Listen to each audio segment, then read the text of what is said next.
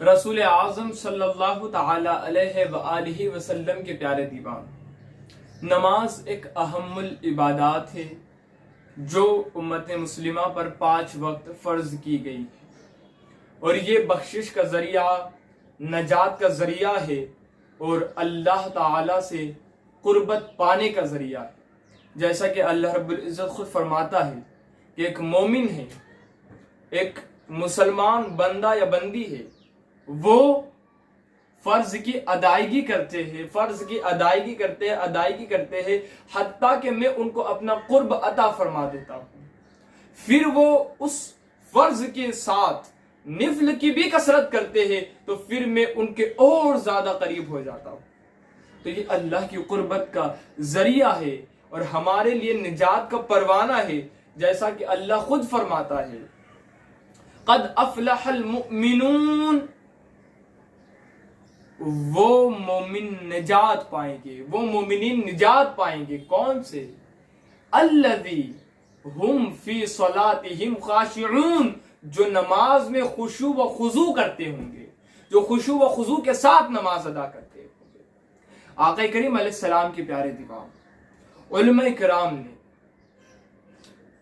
خشوع و خضوع کی 2 قسمیں بتائیں۔ ایک اندرونی کیفیت، دل کا ڈر، خدا تعالی کے سامنے کھڑے رہنے کا خوف کہ میں کیسے کھڑے رہوں۔ حضرت علی کرم اللہ وجہہ الکریم جب وضو کرتے اور جب نماز کا وقت قریب آتا تو ان کے چہرے کا رنگ تبدیل ہو جاتا اور وہ لرزہ براندام ہو جاتے، ڈرتے، خوف کھاتے تھے۔ کسی نے پوچھا یا علی کرم اللہ وجہہ الکریم، کیا وضو کرنے میں آپ کو کچھ تکلیف ہوتی ہے؟ تو کہتے ہیں کہ مجھے وضو کرنے میں تکلیف نہیں ہوتی، بلکہ اس رب کے سامنے کھڑے میں ہونے جا رہا ہوں جس رب نے اللہ اکبر پتھروں پہاڑوں پر جب نماز کا وزن رکھا تو وہ معذور ہو گئے، وہ وزن اٹھا نہ پائے، لیکن وہی وزن ہم نے اٹھایا۔ اب اس امانت کو اللہ تعالیٰ کے سامنے واپس پیش کرنے کا وقت آ گیا، اب اس خدا کے سامنے عبادت کرنے کا وقت آ گیا۔ اس نماز کو اللہ تعالیٰ کے سامنے ہم کیسے پیش کریں گے؟ تو ایسا خوف کھاتے تھے۔ حضرت عمر فاروق رضی اللہ تعالی عنہ جب نماز کا وقت آتا تو کانپنے لگتے اور ان کے دانت بجتے تھے۔ کسی نے پوچھا اے عمر فاروق، کس چیز نے تمہیں اتنا خوف دلایا ہے؟ کہتے ہیں کہ خدا کے سامنے عبادت کرنے کا وقت آ گیا، لیکن مجھے تو پتہ ہی نہیں کیسے عبادت کرنا ہے، اس رب کے سامنے میں کیسے کھڑے رہوں۔ تو اس طرح خوف، اور علماء کرام نے پہلا تو یہ بتایا دل کا خوف، ڈر کہ اس رب کے سامنے کیسے کھڑے ہوں گے۔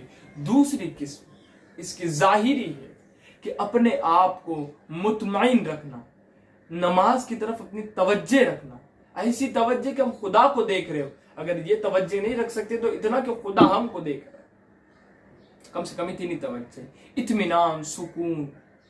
آج ہماری نمازوں میں نہ باطنی خشوع و خضوع ہے، نہ ظاہری خشوع و خضوع ہے، نہ ہم اندرونی خدا سے ڈرتے ہیں سامنے کھڑے رہنے کے لیے، اور نہ بظاہر ہم مطمئن ہے، نہ بظاہر ہماری توجہ ایک جگہ ہے۔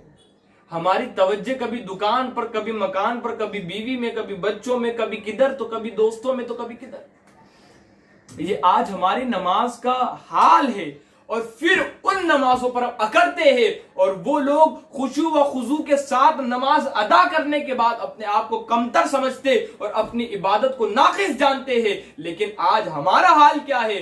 ہم نہ خشوع کرتے ہیں، نہ خضوع، نہ ظاہری نہ باطنی، اور پھر اس عبادت پر اکڑنا، لوگوں کے سامنے اس عبادت کو پیش کرنا۔ دیکھ میں نے تو اتنی نماز پڑھا، تو نے کتنی پڑھا؟ دیکھ میں تو اتنے روزے رکھ رہا ہوں، تو نے کتنے روزے رکھا؟ یہ عبادات میں خشوع نہیں ہے، یہ عبادات میں خشوع و خضوع نہیں ہے۔ جانتے ہیں آپ ایسے کے لیے حضور اکرم صلی اللہ تعالی علیہ وآلہ وسلم نے کیا ارشاد فرمایا؟ آقا کریم رؤوف الرحیم صلی اللہ تعالی علیہ وسلم نے ایک دفعہ صحابہ سے کہا اے میرے صحابہ، کیا میں تمہیں بدترین چور نہ بتاؤں؟ کیا میں تمہیں بدترین چور کے بارے میں نہ بتاؤں؟ صحابہ نے عرض کیا یا رسول اللہ صلی اللہ علیہ وسلم کون ہے وہ؟ میرے نبی نے ارشاد فرمایا وہ نماز کا چور ہے، وہ نماز کا چور ہے۔ صحابہ نے کہا یا رسول اللہ نماز کو کوئی کیسے چوری کر سکتا ہے؟ میرے نبی نے ارشاد فرمایا وہ نہ رکوع صحیح کریں گے نہ سجود صحیح کریں گے، ایسے لوگ نماز کے چور ہیں۔ آج ہم اپنا جائزہ لے، ہمارے سجدوں میں کیا اطمینان ہے؟ ہماری رکوع میں کیا قرار ہے؟ ہماری نماز کے اندر کیا سکون ہے؟ کیا ہماری توجہ خدا کی طرف مائل ہے؟ کیا ہمارا ذہن نماز کی طرف لگا ہے؟ ہم جائزہ لیں کیا ایسی عبادات ہماری قبول ہوں گی جو طرائق سے ہٹ کر ہو؟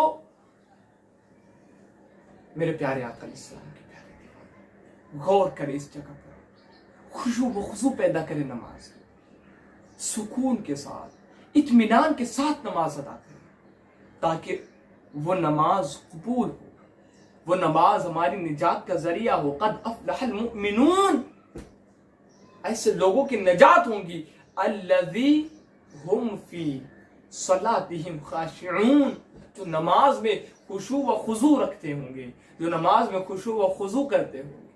تو آقا کریم علیہ السلام کی تعریف، اپنی نمازوں کو بچائے، تحفظ کرے اپنی نماز کا، صحیح طریقے سیکھے، نماز کا طریقہ جانے، فرائض جانے، واجبات جانے، سنت جانے، سب کچھ پورا طریقہ لے اور پھر خشوع و خضوع کے ساتھ نماز ادا کرے۔